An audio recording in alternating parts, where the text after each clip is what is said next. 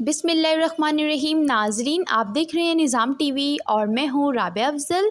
हार रोड के मारूफ बिजनेसमैन हाजी इलियास के साहबजादे हमज़ा इलियास की दावत वलीमा की तकरीब मुकामी हॉल में मुनक्किद हुई।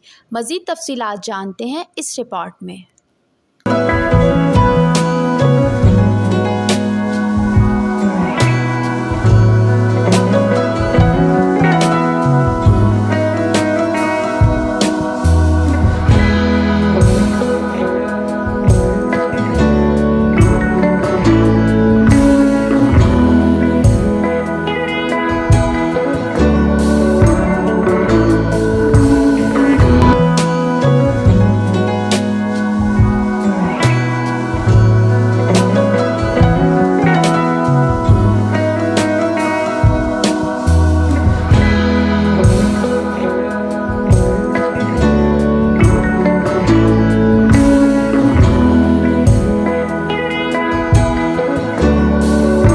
खबर शामिल करते हैं लाहौर से अपने नुमाइंदे तनवीर बट की इस रिपोर्ट में।